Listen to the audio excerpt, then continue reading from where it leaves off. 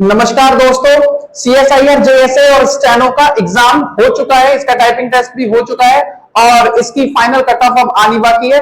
तो हम बात करेंगे कि इसकी फाइनल कट ऑफ कैसे बनेगी और क्या रहने वाली है इसकी फाइनल कट ऑफ।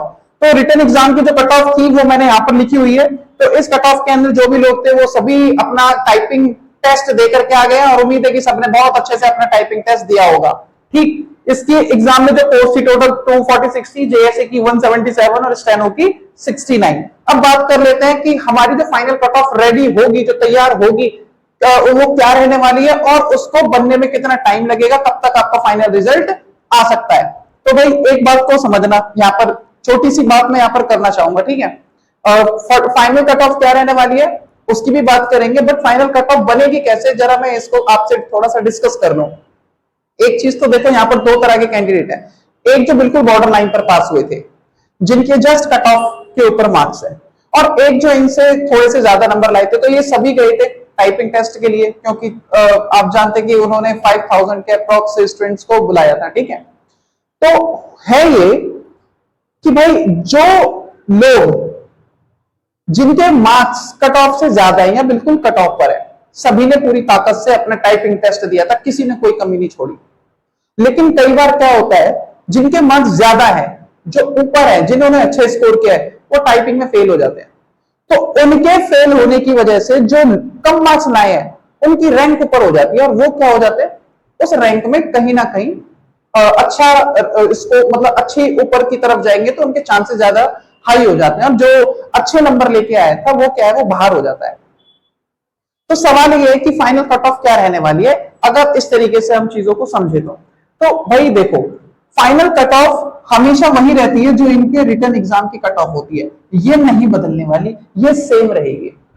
इसी कट ऑफ के ऊपर वो क्या करेंगे, सिलेक्शन लेंगे। तो जिनका भी एग्जाम मतलब जिनकी भी टाइपिंग बहुत अच्छी हुई है, वो निश्चिंत हो जाए, बिल्कुल आपका सिलेक्शन होने वाला है। कट ऑफ सेम रहने वाली है, इसमें कुछ भी चेंज नहीं होने वाला। बोलोगे कैसी बात कर रहे हो, बिल्कुल सही बात कर रहा हूं, इसमें कोई चेंज नहीं होगा, कट ऑफ सेम रहेगी। क्यों भाई, जरा बात को समझना, ऐसा मैं क्यों कह रहा हूं। सपोज करो कि यहां पर मैं कुछ कैंडिडेट ले लेता हूं, 1 2 3 4 और 5, 5 कैंडिडेट ले लिए, ठीक है, और चारों की कैटेगरी में यूआर ले लेता हूं, ठीक है। ये यूआर कैटेगरी कैसा है। अब एक के मार्क्स है 245, एक के हैं 240, एक के हैं 235, एक के हैं 230 और एक के हैं 229, बिल्कुल कट ऑफ पर इस पे मान लेते हैं, मार्जिन पे, ठीक है। अब थोड़ी देर के लिए मान लो कि जो 245 वाला था वो क्या हो गया, फेल हो गया, तो ये तो हो गया बाहर।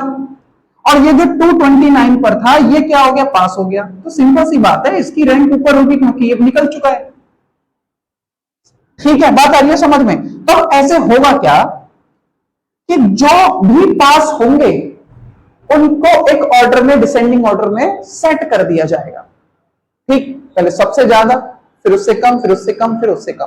तो जो सबसे ज्यादा मार्क्स वाले हैं उनको सीट दे दी जाएगी, और जो उससे कम मार्क्स वाले हैं या तो उनको वेटिंग लिस्ट में रखा जाएगा या उनको रिजेक्ट कर दिया जाएगा। तो जो थ्रेशोल्ड मार्क्स है वो यही रहने वाले हैं।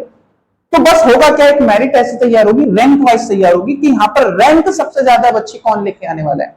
तो जिसकी रैंक ज्यादा होगी ना उसको सिलेक्शन मिलेगा, उसको सीट मिलेगी। तो ठीक है भाई, तो जिसकी रैंक ज्यादा होगी उसको सीट मिल जाएगी, जिसकी रैंक कम होगी उसको सीट नहीं मिलेगी, उसका सिलेक्शन नहीं होगा। तो अब बात कर लेते हैं कि रिजल्ट आने की उम्मीद कब तक है। तो भाई टाइपिंग टेस्ट के बाद अराउंड 1.5 से 2 महीने लग जाते हैं रिजल्ट आने में, रिजल्ट को कंसोलिडेट करने में, सभी इंस्टीट्यूट से डेटा कलेक्ट करने में, और फिर एक फाइनल रिजल्ट बनाने में 1.5 से 2 महीने लगते हैं। तो उम्मीद है कि ये सितंबर और अक्टूबर के बीच में आपका रिजल्ट दे दिया जाएगा। तो जो भी लोग टाइपिंग अच्छे से करके आए हैं वो निश्चिंत होकर बैठ जाएं, उनका सिलेक्शन होने वाला है। Best of luck.